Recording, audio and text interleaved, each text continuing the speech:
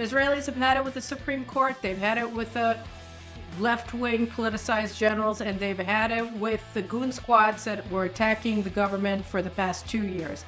I'll have all the details coming up on Info.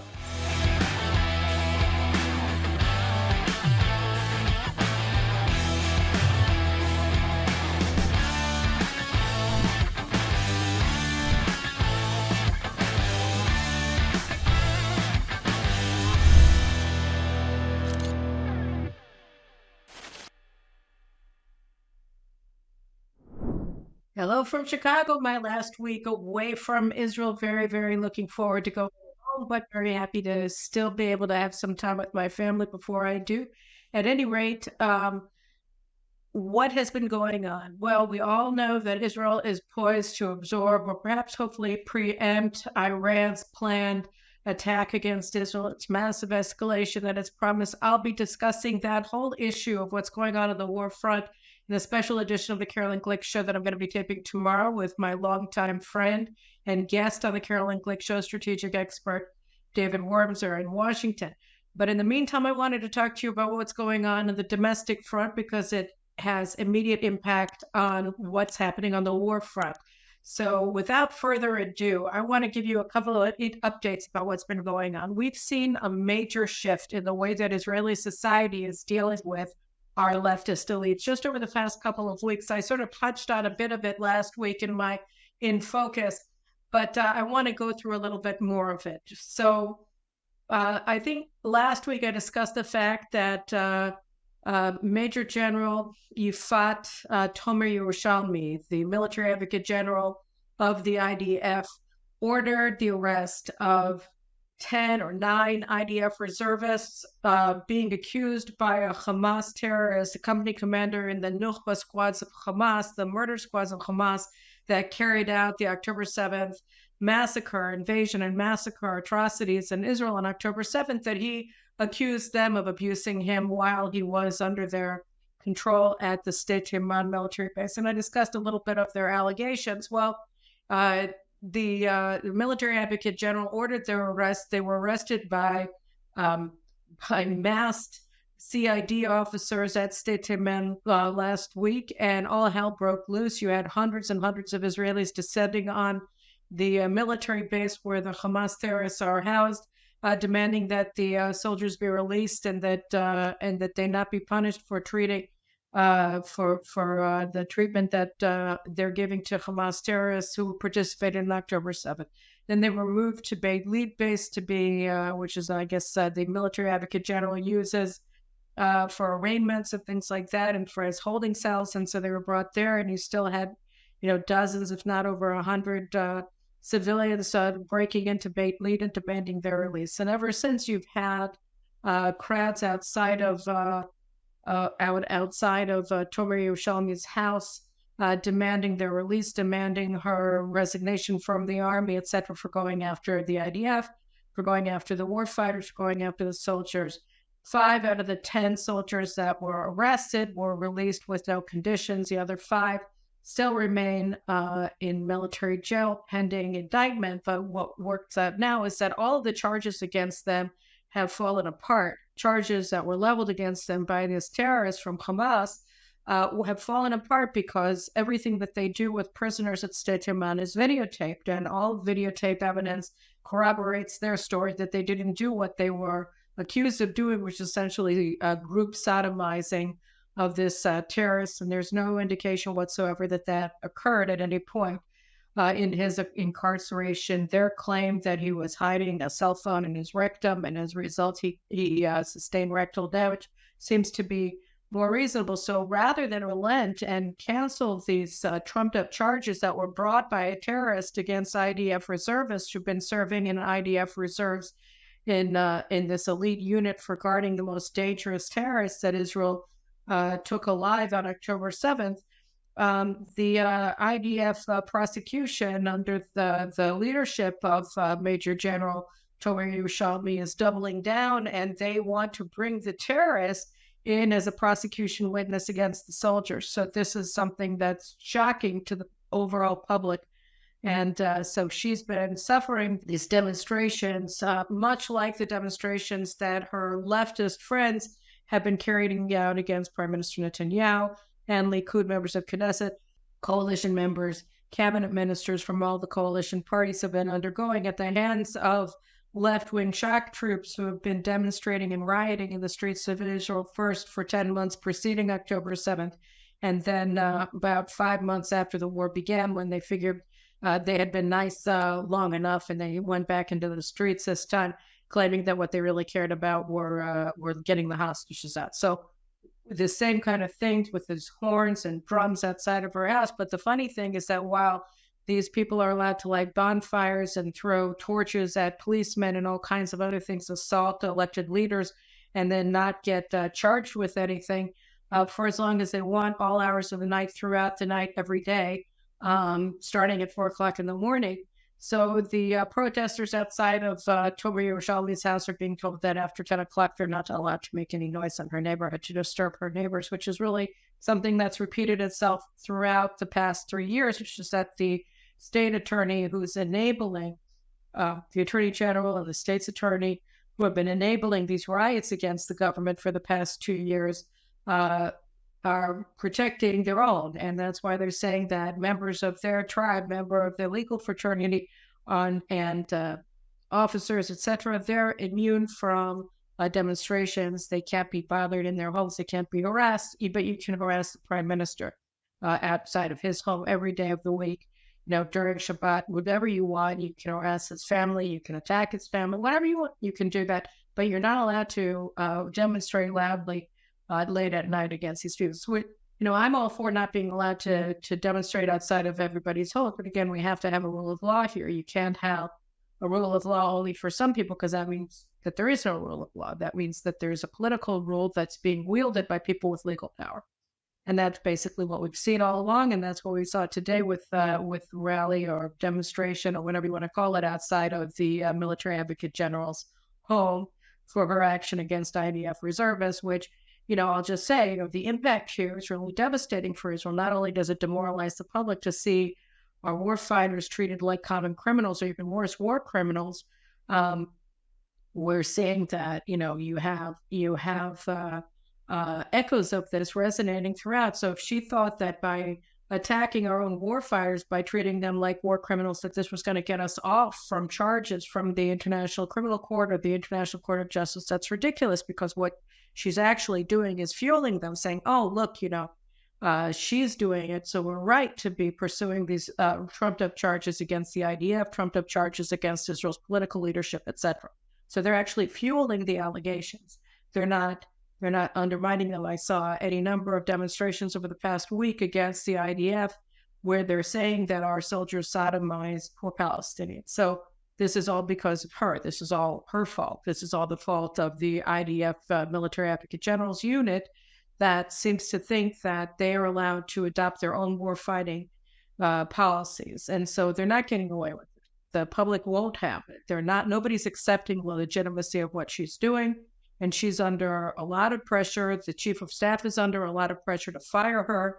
The prime minister is under a lot of pressure to fire the IDF chief of staff, Herzi Halevi. So, this is going on. They're not getting any respite from this. And the same is true of their bosses of the military advocate general's unit, of the attorney general in the Supreme Court. So the Supreme Court has been listening to all of these petitions over the past couple of weeks by terror supporters, by radical foreign government-funded NGOs that are calling for, Israel to provide medical services for Gazans inside of Israel,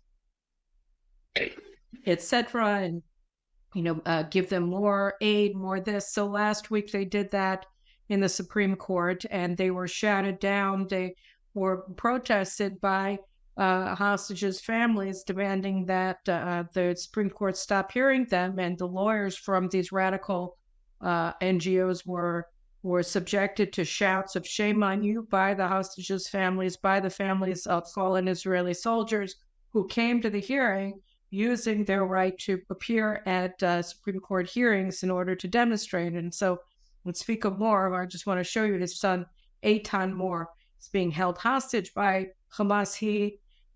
asked to address the court, and rather than listen to him, the Supreme Court justices just walked out in unison together from the courtroom. And so Tzvika Moore, who was a guest on our show, talking about the Tikva Forum, the Hope Forum that he and another over 40 hostages' families established, demanding that there be no deal that leaves hostages behind, and that Israel not surrender to Hamas's demands, but actually that the only way to really get the hostages home, all of them, is by defeating Hamas completely and securing that goal of the war, the military goals of the war, not just that they're connected, that you can only get the hostages home if you beat Hamas. So they don't want a deal.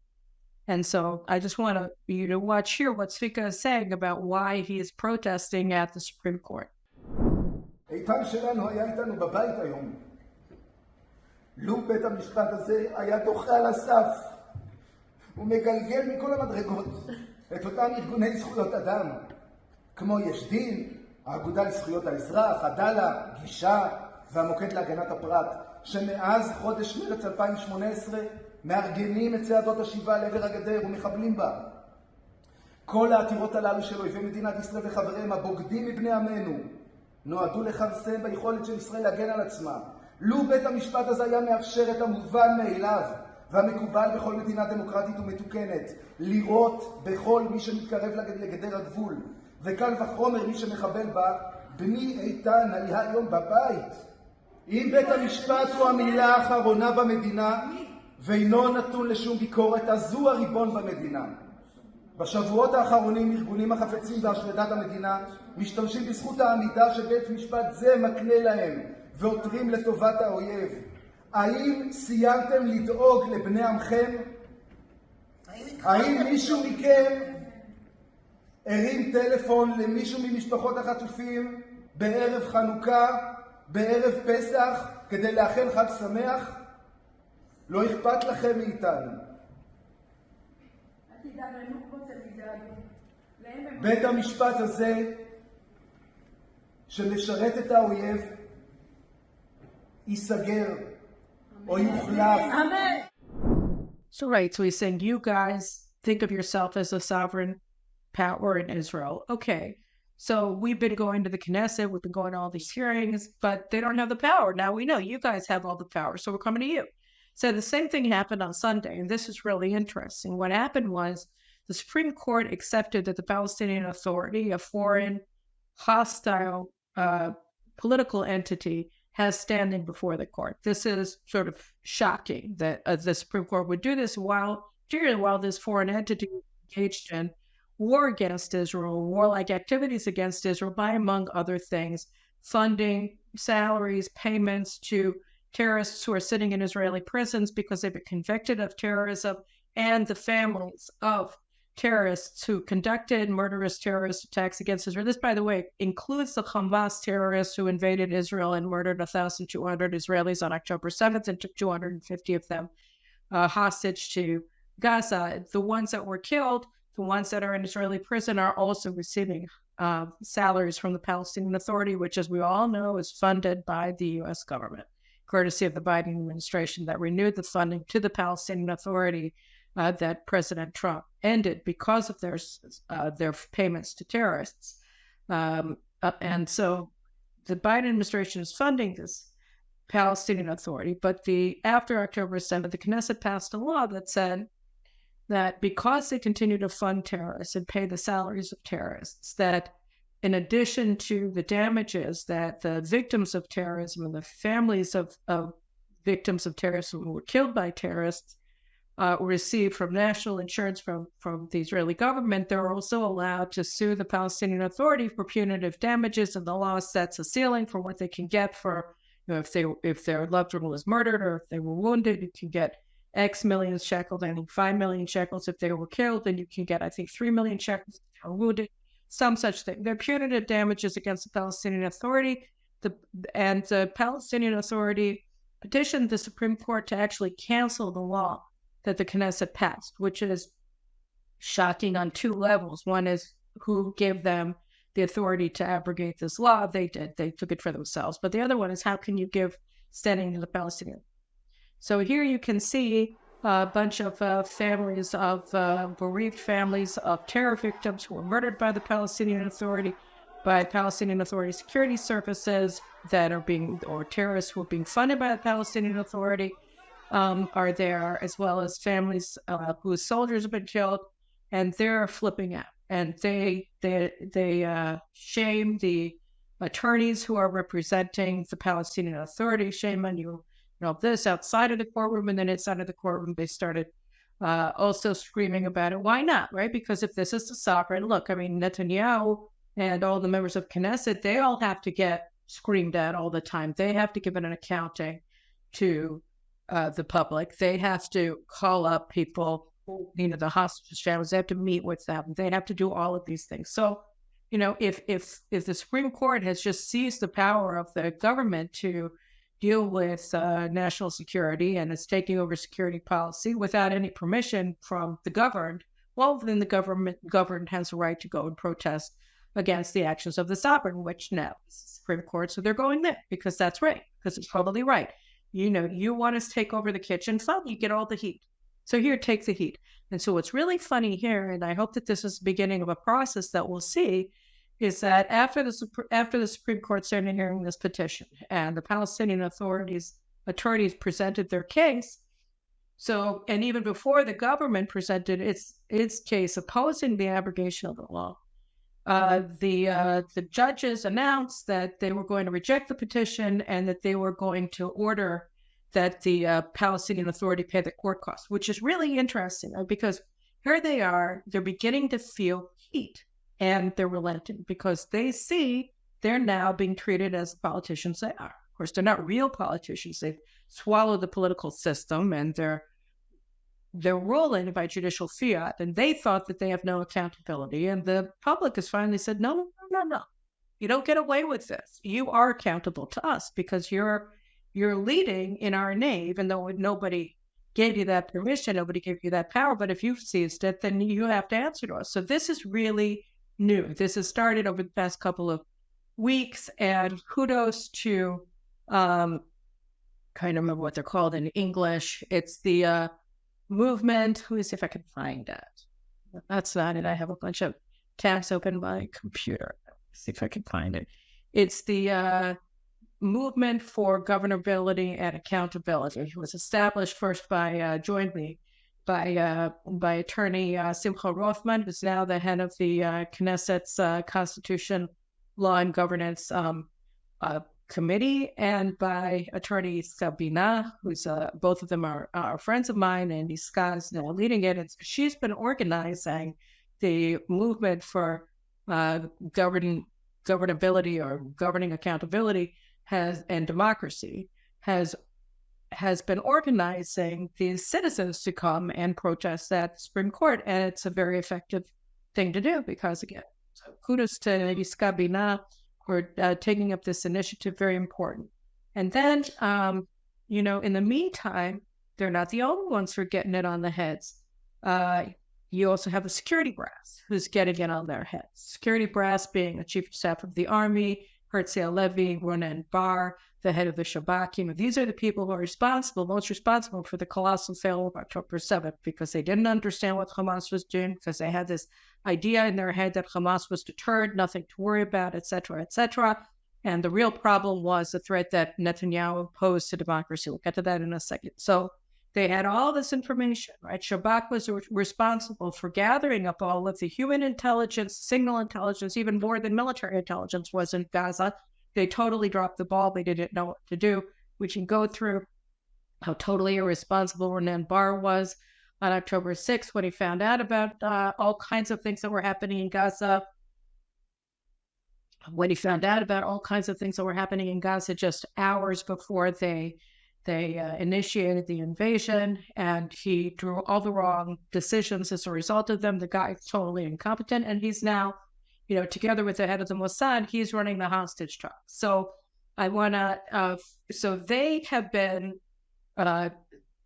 leading a major push to demonize Netanyahu, and this has been going on for months of negotiations, of hostage negotiations with Hamas that are being mediated by the CIA and all the rest of it.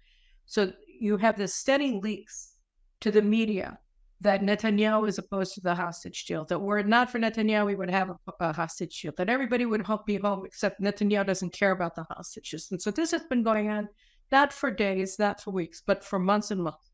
And we haven't. And the main person who's been leaking, according to people who are in the know, and this is not my direct knowledge, but what I've understood from people who do know, is Nitzan Alon. Nitzan Alon is a reserve major general in the army. He's one of the politicized generals, one of the many political generals who are members of the radical left, acted as such when they were in the army.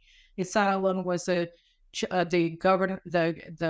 commanding officer in Central Command, which is responsible for Judea and Samaria, and he just implemented policies that were aligned with the positions of the radical left, against the vast majority of Israelis, undermining the government's policies on Judea and Samaria, because Judea and Samaria has not yet been incorporated into sovereign Israel, so it's governed by military law, and the military sovereign, essentially, in Judea and Samaria is the commanding officer of Central Command. So he, despite the fact that he's supposed to be accountable to the defense minister, the chief of staff of the defense minister, ultimately to the government, he acted as an independent authority. We've had a lot of that from Central Command commanders in the IDF over the past, 3 decades since Oslo, and even before that.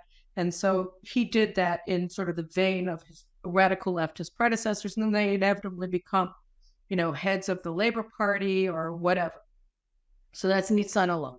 And he was brought in by Herzl Halevi in a massive move of subversion, I would say a political subversion, to be Halevi's representative in the hostage talk. So you have this radical leftist who was actually politically engaged before he was brought into this position after October 7th. He was part of the generals trying to bring down the government before October 7th, and then Herzl Halevi ropes him in, and he puts him in this position that he's the chief IDF negotiator, on the hostage. So he's a very senior member of the hostage negotiations with Hamas.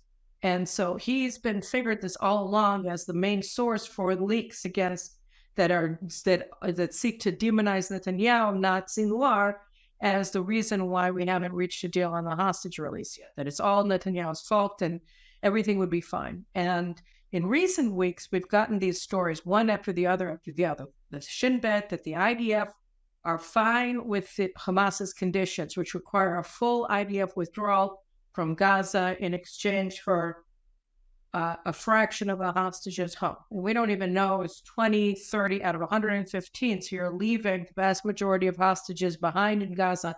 No indication of how many are alive, no indication of who is going to be released because Hamas won't give us any names, right? Nothing, no information on the status of the 115. We know already that at least 40 of them are dead, but we don't know about the rest. And Hamas won't give us any information. So they basically, when they say that they want this deal, what they say is we want the end of the war. Because if you do, and we want to lose, because you want Israel to withdraw from the Philadelphia corridor, from the Netzarim corridor. Philadelphia, now just show you this picture, if you haven't seen it already, this is a tunnel that the Hamas, and I would assume Egypt, or certainly Egypt enabled the burrowed through the Egyptian border. This is a tunnel that a small truck can fit through, right? That's what we see here, is that this is a massive tunnel. It's for vehicles to pass through, and they did, I'm sure. So what's interesting is that the IDF discovered this 10 days ago, and they didn't want it published because it was going to embarrass Egypt. So the reason why it even got to the media and the IDF spokesman's unit was forced to publish it, was to acknowledge that that was true, that this happened along the border that this exists along the border between Gaza and Egypt, is because IDF soldiers sent the pictures on their own to reporters because they couldn't believe that the IDF was suppressing this information. So this is what just happened, and so now the IDF spokesman's unit is chasing this story, and it works out. They have another tunnel that they've exposed that has tracks in it, so it's like a conveyor for massive amounts of arms to go into Gaza, and carts. So I don't think it was a railway, but whatever. So you see industrial level smuggling of arms. It's enabled by Egypt.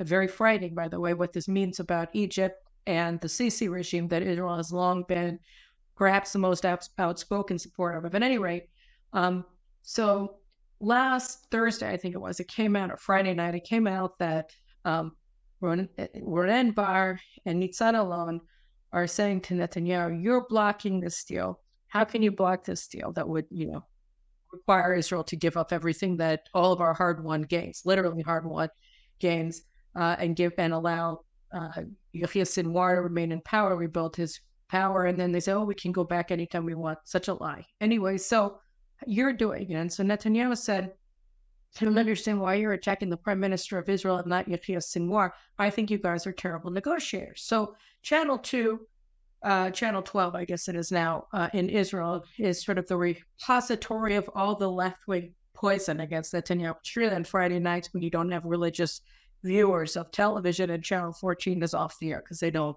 broadcast them on Friday nights. So anyway, so Channel 12, which is a very left-wing station, and on Friday night they're particularly left-wing because they know that no right-wingers, or very few right-wingers, are watching them because they're all observing Shabbat, or many of them are. So they allow themselves to be even more radical. So they give this story. It's based on security sources telling their military affairs reporter that Netanyahu was accused by Ronen Bar and by others, and by Halevi, of blocking the deal, even though it doesn't cause any security damage, which is manifestly insane. And so Netanyahu answered them back, you're terrible negotiators. You should be putting the pressure on Sinwar, not on me. And what was funny was they thought, because they always think, because they're always sure that when they say nasty things by Netanyahu, that he is the one blocking the da-da-da-da, that it's going to get him in trouble, and then he's going to be on the defensive, and then he's going to make concessions so that he doesn't lose public support, because he's a politician. That's really all he cares about, right? So what was funny was the story comes out Friday night, and on Saturday night, people who are on the right, and even before that, people who are on the right who saw this said, great, Netanyahu is absolutely right. We totally support Netanyahu. He's totally right. What kind of nonsense is this, right? It's funny. And so actually Channel 14 did a poll that came out on Sunday night about, what does the public want for a deal? What kind of deal what kind of hostage deal is the public willing to get? So they gave various parameters of the deal on the table. So for instance, they said, are you ready for a deal? Are you for or against a deal that will allow Yahya Sinwar to remain in power and rebuild his regime in Gaza? Because that's part of the deal that's on the table right now. And the answer is that 64% of Israelis oppose it, 30% of Israelis support it, and 6% have no opinion. They ask, it's 68% oppose, 30% support, and 6% have no opinion. And then they have another question, says, are you for a two-stage deal that in the first stage we get around 30 out, and then the rest are left for later stages, which is what's on the table, right? We're only talking about a quantity of hostages that are going to be released, presumably, God willing, alive in the first stage. We still don't know what's going to happen to the remaining hostages, 85 hostages who are left behind, right? And so they say, what do you think of that? That we'll only get them in later stages because that's the heart of the deal. And the answer is that here too, you have 64%, like I said, that was the answer. 64% oppose it, 30% support it, and 6% have no opinion. So this is, we're talking about 2/3 and above of Israelis who oppose the parameters of the deal, much like Prime Minister Netanyahu does. Then they say, well, who's better at negotiating? And they have three choices. They can have Netanyahu, they can have Gantz, and they can have Lapid. So it works out 45% of Israelis say they prefer Netanyahu be in charge. That's more or less the round of Israelis who prefer him as prime minister. And then you have Gantz trailing behind, 24 points behind at 21%, and Lapid even further behind at 16%. So you're seeing that 21, 16, that's 37. So both of them together are 8 points less than Netanyahu. And then you have 15% say none of them, and another 3% thinks that they have no opinion. So the public wants Netanyahu to lead these negotiations because they trust him more than they trust these generals who are leaking against him and accusing him rather than say Yahya Sinwar of blocking the deal. So what's notable here are two things. First of all, for the first time in recent weeks, the head of Mossad, who's also one of the leaders of the negotiating team, David Barnea, who's been silent on this thing, or with Herzl Levy, he changed sides. Over the past few weeks, he's been saying, I agree with Netanyahu. Netanyahu is right. We can't have this. And second of all, so that's first of all, so you can't talk about all the security establishment because the head of Mossad isn't with them. That's the first thing that's different. And the second thing that's even more shocking is that it was reported today by Amit Segov, the top political correspondent in Israel, always gets all the scoops, that Nitzan alone just met with the same general, the same political general who's been leaking all this stuff against Netanyahu for months, right from the negotiating table, allegedly, from people who I believe who have credible information about it. Amit Segov reported today that he met with the hostages' families, the same few hostages' families who have been demanding a deal at all costs, et cetera, and they're massively supported by the media, even though Tzvika Moore and his Hope Forum, which gets no support from media outside of Channel 14 and Galei Israel Radio, more or less, and of course JNS,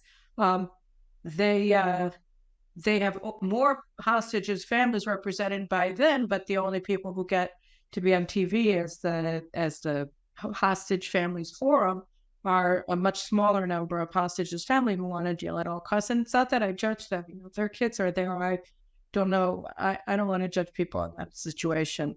But there are less families represented by their group than are represented by the Hope Forum. Anyway, so Nitzan alone met with them. And according to Amit Segov, he said to them, look, Hamas never agreed to Biden's deal, the one that he presented as Israel's deal on May, I think, 25th or something like that. I did a whole show on it, and you can check it out why I explained that it doesn't make any sense. What he said was Netanyahu's position, but whatever. He presented it as Israel's deal. And so Nitzan said, look, it's not Netanyahu that rejects it. It's Sinwar. The Hamas keeps putting more and more conditions on the deal that make it a totally different deal. And Netanyahu, in the meantime, made clarifications, and I have substantive disagreements with him about what he's doing, but it's totally within the bounds of what the parameters that Biden set out are. So you can't say that he is the one that's blocking a deal, which is the first time that Nitzan alone has ever said anything supportive of Netanyahu. Now, what do we learn from this? Nitzan alone is a political activist. He was when he was wearing uniform. He was when he was out of uniform. Now that he's in reserves, active reserves, doing the hostage deal, he's also been a political activist the whole time, leaking all of the information, etc., according to the reports. And he's saying Netanyahu is totally within the realm of legitimate. He's doing exactly what it's his right to do as prime minister. Why is he doing that? Well, he's doing that because of the polls. He's doing it because of the public support for Netanyahu's position, because he sees that they've lost the public on the hostage deal, that it's not going to work for them. That the public, as I reported in my column that I put out last Friday, that the public wants victory. You have over 2/3 of Israelis who were saying, wait, we don't, if we will fight for as long as it takes, right? That was another poll that came out last week on Channel 14. Direct Polls is doing all the fun, by the way. They were doing it for us too, but me being away in Chicago, it's hard for me to get it all together. Sorry. We'll get more when I get home. So Direct Polls put out this poll last week again with Channel 14. You can check out my article to get the exact data. But here too, they asked Israelis, how long are you willing to keep up the fight? And 2/3 of Israelis said, as long as it takes. And that's it. We're not willing to fight to a draw. We want victory. That's what the Israelis are saying. Who is demanding victory of all of Israel's leaders? Is it the anonymous sources in the IDF? No. It's the prime minister. Is it the defense minister who's been in open rebellion against Netanyahu's opening dates of the government? No, it's not. It's one person. It's Netanyahu, and the public is standing with him. So Nitzan alone and all of his fellow political generals were like, okay, we're going to stop for now. We're not going to. This is a loser for us. We're not going to continue on with that. So you have the IDF military advocate general. She thought, oh, I'm going to arrest our war fighters, charge them with things that are being alleged by Hamas, murdering rapist terror commander from October 7th, who's being held by the IDF in a holding pen. And why was he there is because he had been at a civilian prison with other security services prisoners from October 7th, from Hamas terrorists from October 7th. He was moved to the IDF holding facility because he tried to incite a poison riot of Hamas terrorists against prison authorities. So they moved him to the army. You're responsible for him. And then he put out this allegation, which has already fallen apart under the IDF's own investigation of it, right? After she had bells and whistles on, sent in mass CID officers from military police to arrest these reservists who have been on since basically October 7th, left their houses in order to do this thankless job of securing Hamas terrorists, right? She arrests them as if they're war criminals, demonizes Israel abroad, has, provided grist for these pro-Hamas terror supporters demonstrating against the IDF all over the Western world. Thank you very much. And empower the ICC and the ICJ to continue prosecuting these completely groundless allegations against our soldiers and our officers and our political leaders. She did all of this because she thought it was a great idea. And now she's paying a price because nobody wants her to remain in her job anymore, essentially, among the public. She's getting it in the chin because the public isn't going to let her off just because she wasn't elected. If she's seizing the power of the elected leaders of Israel, then she's going to be treated like one. And that's exactly what's happening outside of her house. Look at what the Supreme Court did on Sunday. No, we're not going to accept this petition from the PA. While you have members of the public, the bereaved families in the courtroom saying, how dare you, shame on you, right? Suddenly, you have to be accountable to the public. They realize that means something. They're starting to realize the burden of it all. And finally, I want to finish this, I think, optimistic story, Ryan, of the public standing up and saying, no, you can't do this to us anymore, with the Brothers and Sisters in Arms rack. Okay, so Brothers and Sisters in Arms is an anarchist group, basically, of very privileged members of Israel's security authority. It was founded, works out, by officers who served in Israel's most elite commander unit, Sayeret Matkal. And among other things, one of the leaders is the son of the former chief of staff of the IDF. Where's his name here? Oh, Itamar Mofaz. So Shaul Mofaz, his father was former IDF chief of staff. His brother, Yonatan, is the commander of Sayeret Matkal until, I think, a couple of weeks ago or months ago. So, like now, on October 7th. And so he and his friends, these reserve officers from Sayeret Matkal, founded Brothers in Arms. And what's the point of Brothers in Arms? The point of Brothers in Arms is to overthrow the government by threatening anybody who stands up to the legal fraternity, anybody who whether in civil society or in the government. So Brothers in Arms, they had mass riots outside of the homes of members of Knesset, members of the coalition, where they harassed elected leaders of Israel day after day, week after week, month after month in their homes, harassed their children, terrorized their families, month after month in the lead up to October 7th, from the time that the government essentially was formed in December of 2022 until October 7th. Right, so that's what they were doing. They went after the Kohelet Forum, my friends, the Kohelet Forum, right? They barricaded Kohelet's offices in Jerusalem with barbed wire and garbage. They physically attacked the CEO of Kohelet when he was out having dinner with his wife. When he came out to meet with them, they started shoving fake dollars into his collar, these are anti-Semitic acts and they're mob violence, and they were engaging them. One of the CEOs of Achim Lenesh was there overseeing this whole thing. Nothing happened to him. They're because the legal fraternity is for them, because they're for the maintenance of the extraordinary powers of the Supreme Court and the Attorney General and anybody who stands up to the democratically elected government of Israel and its representatives in the Knesset. They get total immunity from law because Israel has the rule of lawyers, not the rule of law under the current regime. So they got off for all of their massive felonies. In fact, it's one big criminal complex because its whole goal is to undermine Israeli democracy through mob violence. So that's what they were doing until October 7th. And what's interesting, and the worst thing that Achim Lenesh, which is brothers in arms, in English they call themselves brothers and sisters in arms, to show that, whatever, they're pluralistic or aggressive or whatever. The worst thing that they did was they organized mass refusal to serve among soldiers and officers in elite units. And so that included Sayeret Matkal, of course, where they all came from. That included a lot of other commando units. That included the Air Force pilots in the key squadrons, fighter squadrons, F-15 squadrons, etc. in the Army, saying they were going to show up.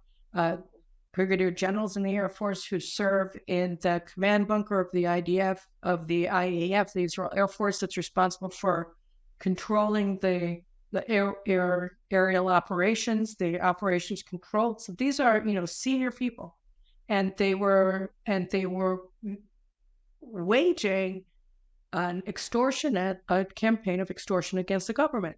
We're going to destroy the IDF. We are destroying the IDF. 10,000 people agreed to answer the Brothers in Arms call to refuse to serve in reserves. Okay? And this was open. They called for it openly.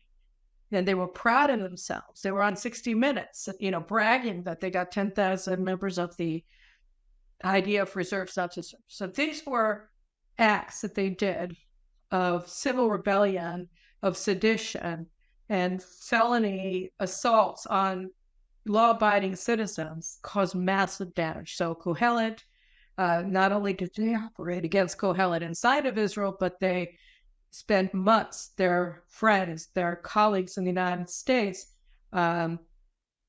harassing, humiliating, waging a massive public campaign against Arthur Danzig, Kohelet's funder, their main funder, until he decided he couldn't take it anymore, and he announced that he was going to stop funding Kohelet, and almost their entire budget was from his contribution. So Kohelet started been falling apart since last August when he announced it just a year, because they have to suddenly find somebody to fund their operations. One of the most important think tanks in Israel. This was because of what Eyal Levin, the Brothers in Arms, did to them.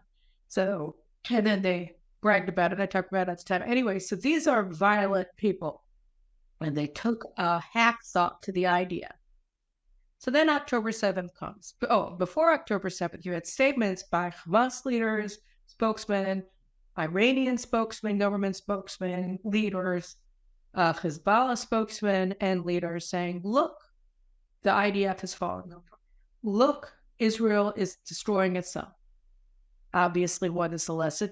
Now is the time to attack. And anybody with eyes in their head who saw what Brothers in Arms did in the 10 months that preceded October 7th couldn't come away with anything other than a conviction that this organization played a role, made a significant contribution to Hamas's decision, to Iran's decision, to Hezbollah's decision to invade Israel on October 7th. Because here you see the IDF is falling apart. We have warnings that the Air Force is no longer functioning from the Air Force Command, right? From the Chief of Staff of the IDF. Galit Distal of Artian, one of the sort of the pasionaries of the Likud, she announced yesterday, she told yesterday that when she was minister for a brief period at the beginning of the government, it's a story. She got a call after she came out against the people refusing to serve from the Chief of Staff, from Herzl Levy, who said, that they're causing real damage to the IDF, and that they're in specialized positions that the IDF absolutely requires, and that it's going to take 6 years. Not, they can't just be replaced. These aren't line soldiers. These people cannot be replaced. That it takes 6 years. The IDF needs 6 years to train other people to perform the actions that these officers who were refusing to serve in reserves were performing for the IDF. So this was significant substantive damage to the IDF, according to what Galit Distel said. Herzia Levy told her. So this is massive damage, and Netanyahu was completely freaked out over it. Recorded banging on the table saying this is treason, you have to take care of it, and then the IDF did not take care of it at all because they were too afraid, because they were paralyzed, because they were their friends for any number of reasons. They didn't do it. And so this was going on, and then October 7th happened. We were invaded. So, it was obvious to most Israelis that Achim Leneshek, that brothers in arms, played a role in this, that they contributed to what happened. They invented themselves immediately. They changed the name of their operation from Brothers in Arms to the Civilian Operations Room, the Hamas, it's called in Hebrew. The civilian war room, and they said they were organizing equipment for the IDF. They were organizing assistance to the farmers in the South, and the same media that was supporting them in their acts of mayhem and riot and civil war, basically, at the 10 months preceding October 7th, continued to give them lavish coverage for their war room and look at all these operations that they're doing, that they're giving out all of this assistance to the kibbutzim, to military units, etc. So they get all of this positive coverage for their new, improved look, that now they're running the country. Now they're making sure that everything runs smoothly because they're the best, because they are tech people, they're high-tech people, they're putting together computer programs to help locate the hostages. That never happened, but whatever. So they have all this glory, they're getting all of this credit. And guess what? They raised an enormous amount of money. So Arbalou, one of the great Twitter feeds that I've talked about in the past that showed other damning information about the ties between these protest groups and the Biden administration some months ago. So he came out, Arbel, with more information from Freedom of Information Act request that he made to Israel's Registrar of Nonprofits. He received the budget, the money, the donations, informational donations that the Brothers in Arms group got since during the year of 2023. So that's, the 10 months preceding October 7th, and then 2 months after they rebranded themselves. And just to be clear, after October 7th, all of diaspora Jewries just opened up their wallet and started giving money to Israel, right? Because we're under attack. We're about, we suffered the one-day Holocaust. It's terrifying what's happening. People started giving a lot of money. And they were right there with their shovels and a big bag to throw it in. So they got money not only from people who are like-minded, they got money from people who wanted to give equipment to military units in the IDF, get them ceramic vests, get them better helmets, get them this, get them that, get them all the things they need, canteens, etc. And they were sure to put a sticker from Brothers in Arms on every piece of equipment that they donated to IDF units, so that everybody would know that it was given by the good people who were responsible for trying to take apart the IDF for 10 months ahead of October 7th. And it was really interesting. Like, they came to a lot of places, including the kibbutzim, with their Achim Leneshek, with their Brothers in Arms T-shirts. They're always olive green, and they have very, like a blue and white lettering, because they're soldiers, whatever. And so they come in, and at Ofakim and at some of the kibbutzim also, people told them to go away. They didn't want to have anything to do with it. The public hates them. The public didn't want them. Like, if you really want to help us, why are you coming with your T-shirt? Come with normal clothes. Why are you coming as this group? And, so they rebranded themselves, but they didn't really, because they're all still wearing their logos. They're still wearing their T-shirts. They're still identifying themselves as the Brothers in Arms, etc. So people didn't want that. So that was the first indication that, we have a problem with the public. but they didn't care because they want to go into politics, a lot of them, etc. So works out. And I went over the data myself today. They raised since through October through December 31st, 2023. They raised 140 million shekels. It's about $40 million, more or less. And about 2/3 of it was from abroad, 1/3 of it from Israeli donors. Okay. And they got it from institutional donors too. They got it from the Jewish Federations of North America. Jewish Federations of North America, I should give you a little bit of information on them because it's pretty amazing. So they raised, after October 7th, they raised $500 million, $553,783,690. They've allocated $121,697,241. This is from their report. So breakdown of allocations, collective donations and federated. So 53 million are collective allocations and 68% are federation delegated allocations. So what the federation wants. The rest of them, 53 million, is what people who donate say they want, go bring my money to here, bring my money. So the largest total allocations, Jewish Agency got 32 million. Local municipalities, regional councils got 15 million. The Joint Distribution Committee, these are old, government affiliated groups. The Georgia Distribution, $7.7 million. Then what is the fourth largest grantee from the Jewish Federations of North America? Brothers and Sisters for Israel. That's them, 5.3 million. And then that's just, what the Jewish Federations of North America, you have the Jewish Federations, and you have the Jewish National Fund in Britain, you have it in America, you have all over the country, all over the world, you have these Jewish donors, institutional donors that are giving them millions of shekels. So, this is amazing, right? 5 minutes ago, they were the most active anarchistic organization. A couple of weeks ago, Channel 14 had an expose. Boaz Golan, a reporter, donors in LA who were buying equipment for military units in the IDF were told they bought it all on the basis of what their friends in these units asked them for. So they were buying for specific units that they were in contact with and be specifically what they want. There is hundreds of thousands of dollars worth of equipment. They bought it. They want to transfer it.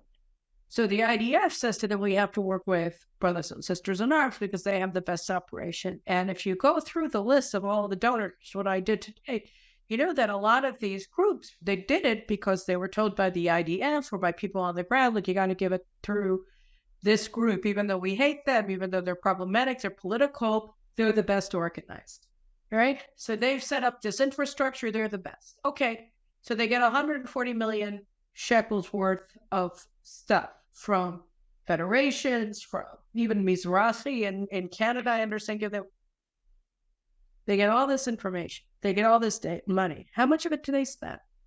So looking at their annual report, it works out that they spent about a quarter of that money, right? They got 140 million in donations, more or less. You can assess it higher than that. I'm not quite sure. Arbalou, who I trust, he said 160 million, but I saw 140. So let's go with my lower number. They spent 45 million. So that's 95 million. What is it for? Where is it? Why was it allocated? Moreover, the data in their annual report shows that they spent more than twice what they spent on, helping soldiers, helping, distributing the actual aid to farmers, etc., that they raise. They spend more than twice that on advertising for the organization. So branding, advertising, etc., that was the chief outlay. It wasn't assistance. And again, 95 million shekels wasn't allocated. So you could say, and I agree, maybe it wasn't all allocated by December 31st. Maybe they're allocating it after, but still, they have a huge amount of money. And by the way, their fundraising didn't end on December 31st. They continue to fundraise. So they're fundraising at more than 4 times what nearly 4 times what they're allocating. Right. And they rebranded themselves suddenly as the war room, the civil war room, right? That's responsible for all this stuff. But they're wearing their shirts that are all their political activism shirts for that, and people don't want them.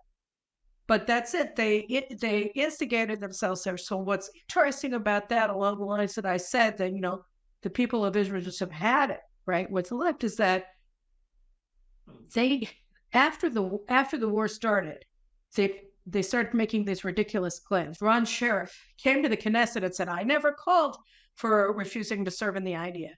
And there are literally reams of videotape showing him doing precisely that, right? All of them are on record. They were on 60 Minutes saying, yeah, 10,000 people aren't serving in the army, and that's good, right? They were with Leslie Stahl. So, it's all out there, and they're denying it in real time. And in the past, could have worked for them. It could have worked for them, maybe, it worked for them. Right. While they were doing it, they were saying, no, we're not calling for pilots not to serve. We're calling for them to stop volunteering. It's not the same thing. It's exactly the same thing. I'm not going to volunteer anymore. I'm going to stop serving. It's the same thing. There's no difference. And no matter how many times we said that, the media kept repeating their lie that there was this distinction between a term of art that's used for Air Force pilots and the term that's used for everybody normal, who isn't an Air Force, right? But there is no difference. So they kept saying there was a difference. There was no difference. And so, they keep lying, and now it's not working for them anymore. It stopped working. Nobody wants to have anything to do with them. Nobody is, they're allowed onto the media, but nobody's listening.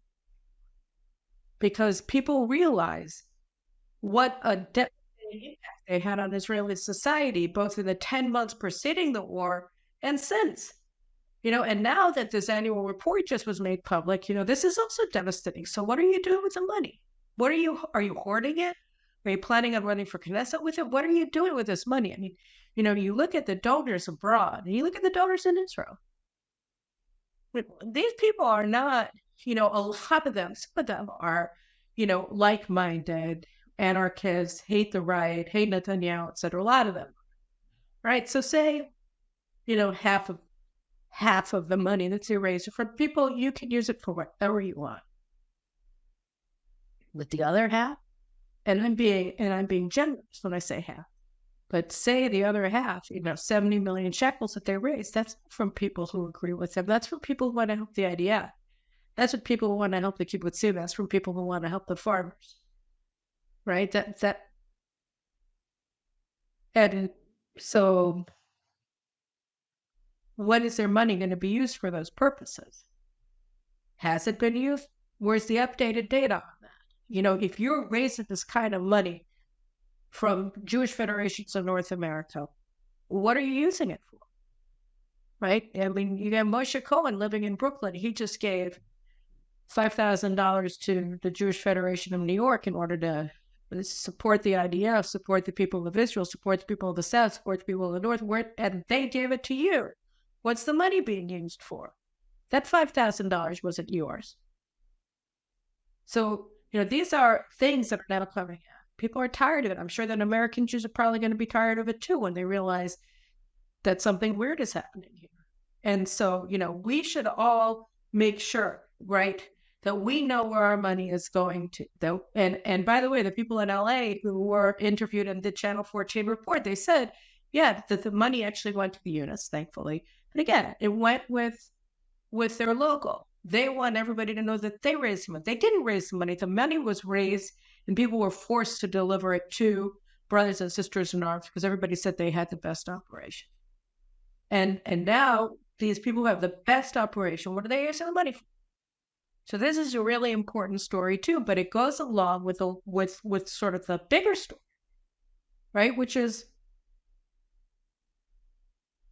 Israelis have had, the Nitzan alone, justices in the Supreme Court, the military advocate general of the IDF, the attorney general of Israel, all these people thought that they were immune from criticism as they seized more and more powers, as they subverted the elected government, as they subverted the people's will, as it was manifested at the ballot box on November 1st, 2022, and as it's been shown in polls. They even put out polls that are push polls that tell them what they want to see, right? And then they repeat them, and then the New York Times posts them as a reason for the Biden administration to support their efforts to overthrow the democratically elected government of Israel, but before the war ends. But the people of Israel also have a say, and they're saying it louder and louder and louder, because tomorrow I'll be talking to David Wernzer. It'll be going up later this week about what's going on with this war. We're at a critical moment in Israeli history, and everybody who stands in the way of victory at this point now is beginning to realize that people don't want to hear from them. They want to hear what they have to say. And things are changing in Israel, and I think they're changing for the better. They're changing for the better. The politics are changing. So social situation is changing. And I think they're all changing for the better. I become more and more convinced that regardless of what happens in November in the United States, Israel's going to win this. And I'll just leave you with one last thing. Barak Ravid at Axios, who's basically the State Department stenographer with an Israeli accent. So he gave this report of Biden's interview or meeting with Netanyahu last Thursday night, which Biden already said was nasty. And I wrote about it in my article last Friday, which is that there's a very direct conversation, very direct. I was very direct. We want a hostage till now. And so Barak Ravid gave further information. It said that Biden essentially started swearing at him, don't BS me, but that was a BS, the actual words, etc. You can't treat an American president this way, etc. So that it was presented in the Israeli media as this Netanyahu again ruining our ties with Biden or whatever. So yesterday again, Channel 14, they had more information. So it works out that Biden, after he said, "Don't BS me," this, that, and the other, he said, this war has to end. It has to end now, or something like that. So Biden says to Bibi, he says, the time to end this war, the time has come to end this war. And Netanyahu reportedly said, "Mr. President, we will finish this war when we win it." And, what's really remarkable about what's going on in the public sphere, again, is that he's not speaking for himself. He's speaking for the public that elected him. And the public that elected him has also started talking now. They've decided that the ground is no longer going to be controlled by a very small, but very politically powerful minority of Israelis, wealthy Israelis who think that they can lord their money and their power over the public. It's not going to happen anymore. We've paid too high a price, and we understand the stakes. It's just not going to happen. So I'm very heartened by the events of the past couple of weeks on the ground. They're continuing to do what they want, and they're implementing independent policies, but it's more and more difficult for them when they realize, that they're on notice. We're not going to take it anymore. We want to win, and we will, I'm sure of it. So I'll talk to you later this week about how it's going to happen, what's going to happen, etc., and why we should all be scared, but pretty assured and confident that things are going our way, despite everything. Those are my thoughts for today. Take care.